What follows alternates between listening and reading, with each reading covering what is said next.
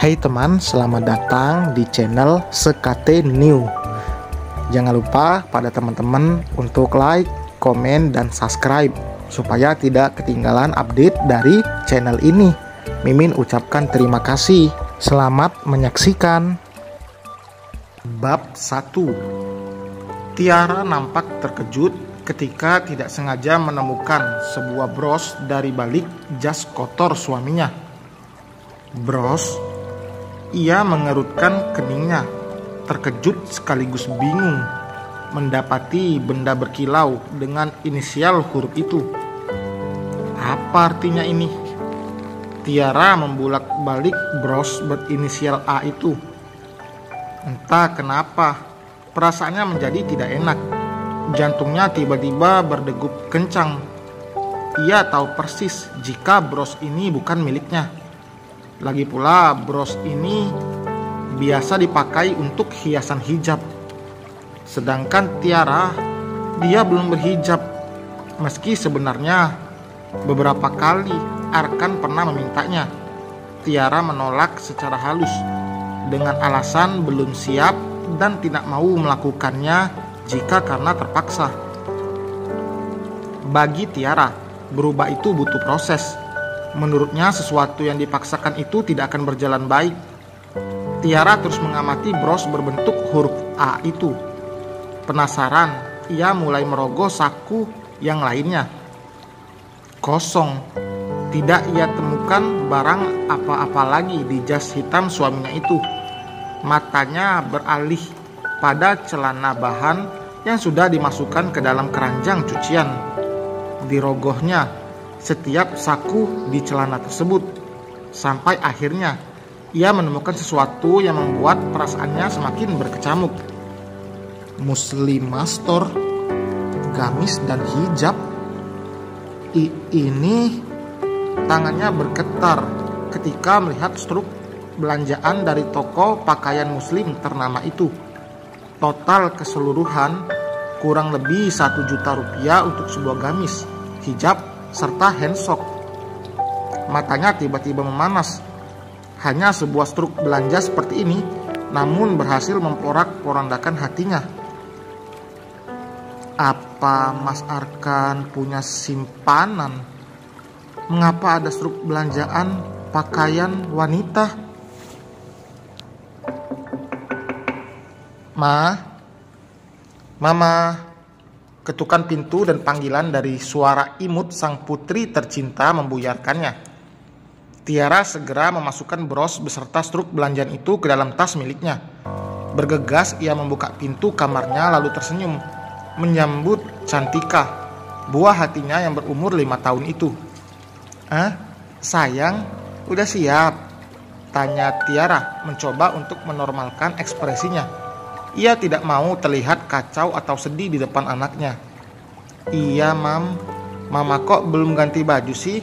Nanti aku telat loh, seru anak itu menggemaskan.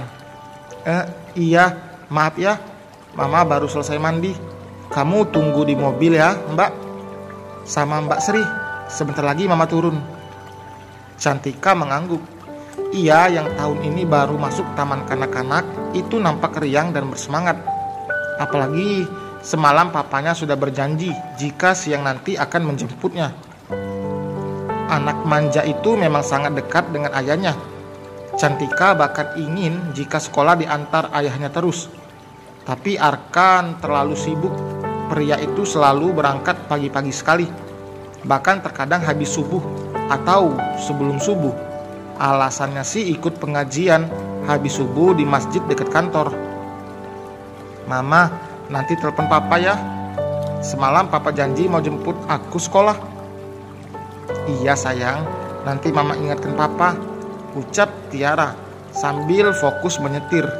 Pikirannya galau dan kacau. Ia tak bersemangat hari ini gara-gara kepikiran bros dan struk belanjaan itu. Yeay, asik. Nanti aku mau minta beliin es krim sama papa. Aku juga mau makan siang sama papa. Pokoknya aku mau sama papa. Pekik anak cantik itu dengan riang. Tiara menoleh singkat. Hatinya mencelos. Ada rasa sesak di dadanya. mengingat Cantika sangat dekat dengan papanya.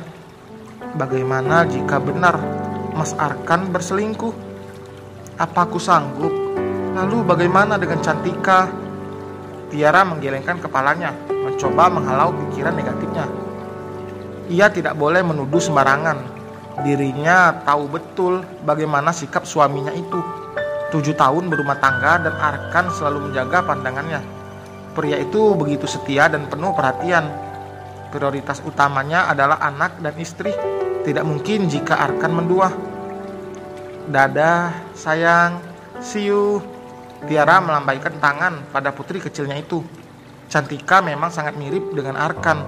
Kata orang, Cantika itu ibarat hanya numpang di rahim ibunya. Karena dari bentuk mata, bibir, bahkan hidung dan rambut hitamnya itu sama seperti Arkan.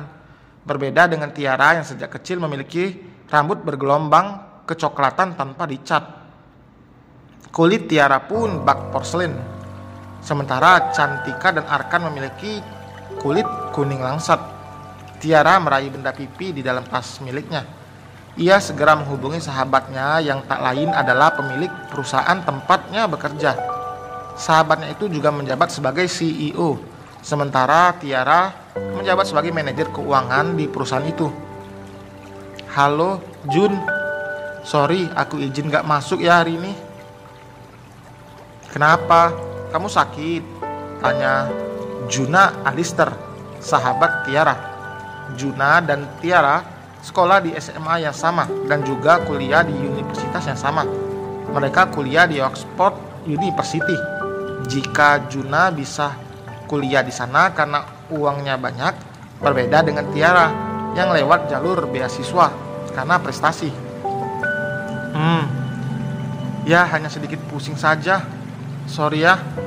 Aku janji laporan keuangan akan segera selesai dalam waktu cepat, ujar Tiara, merasa tidak enak hati. Meskipun bosnya sendiri adalah sahabatnya, namun ia selalu profesional dalam bekerja. Tiara bisa masuk ke perusahaan besar itu juga atas kerja kerasnya, bukan karena orang dalam. Gak usah pikirin, kamu istirahat saja, semoga lekas sembuh ya. Makasih ya Jun, bye. Panggilan pun terputus. Jika mengobrol berdua, Tiara dan Juna memang tidak pernah bersikap formal. Namun jika sedang di kantor, mereka terkadang seperti orang asing. Tiara tentu tahu betul posisinya. Daripada gelisah terus, sebaiknya aku tanyakan langsung saja pada Mas Arkan. Tiara memutuskan untuk tidak masuk kantor hari ini dan pergi ke kantor suaminya. Rasanya dadanya sesak jika harus menahannya lebih lama. Tiara ingin memastikan apakah benar bros dan struk belanja pakaian wanita itu dibeli oleh suaminya. Jika iya, Tiara akan terus mendesak Arkan sampai pria itu mengaku wanita mana yang telah berhasil menggoyahkan imannya. Tiara memarkirkan mobilnya di parkiran perusahaan tempat suaminya bekerja. Dengan anggun ia melangkahkan kakinya memasuki kantor tersebut. Tanpa harus membuat janji, ia bisa keluar masuk perusahaan ini sesuka hati. Para karyawan pun mengenalnya sebagai istri dari CEO Pratama Group yang merupakan perusahaan milik pamannya Arkan. Selamat pagi Bu Tiara, sapa para karyawan yang berpapasan dengannya. Pagi, Tiara membalas sapaan itu dengan ramah. Kemudian ia melanjutkan langkahnya memasuki lift dan menekan angka 21 untuk menuju ruang pribadi suaminya. Pintu lift terbuka. Tiara terdiam sejenak ketika berpapasan dengan seorang wanita cantik dengan hijab berwarna biru muda itu. Selamat pagi Bu Tiara. Mau ketemu Pak Arkan ya? Tuh beliau sedang bersantai. Saya baru saja mengantarkan kopi ke ruangannya. Tiara menelisik penampilan wanita cantik itu. Dia adalah Andin, sekretaris pribadi suaminya. Pagi juga Andin. Oh begitu ya. Apakah tidak ada office boy sampai kamu harus repot antar kopi ke ruangan Mas Arkan? Tanya Tiara yang membuat Andin terkejut sekaligus bingung. Tidak biasanya istri bosnya itu bersikap ketus seperti ini. Oh itu, tadi kebetulan saja saya sedang di pantry saat Pak Arkan telepon OB dan meminta kopi. Jadi sekalian saya bawakan saja. Kebetulan saya juga baru mengantar berkas yang harus Pak Arkan tanda tangani. Andin berbicara dengan sangat tenang. Sepertinya dia memang berbicara jujur. Tapi entah mengapa, Tiara malah mencurigainya. Selain karena inisial A pada bros itu, Andin juga wanita berhijab. Meskipun kesehariannya di kantor memakai celana panjang, tapi bisa jadikan dia pakai gamis kalau di rumah. Mata wanita itu memicing ke arah bros berbentuk love yang Andin pakai saat ini. "Kamu sering pakai bros?" tanya Tiara tiba-tiba. "Bros? Oh ini. Iya bu, memangnya kenapa bu?" "Nggak ada apa-apa. Bros kamu bagus," ucap Tiara asal. Ia harus mencari bukti lain jika benar Andin adalah wanita simpanan suaminya. "Terima kasih bu. Kalau begitu saya permisi dulu ya." Wanita cantik berhijab itu berlalu dari hadapan Tiara. Sementara Tiara menatap nanar punggung wanita itu di sampingnya sampai menghilang dari pandangannya. Lihat saja nanti, jika benar Mas Arkan dan Andin benar-benar selingkuh, aku tidak akan tinggal diam. Aku akan menyelidikinya, ucap Tiara lalu berjalan dengan langkah cepat menuju ruangan suaminya.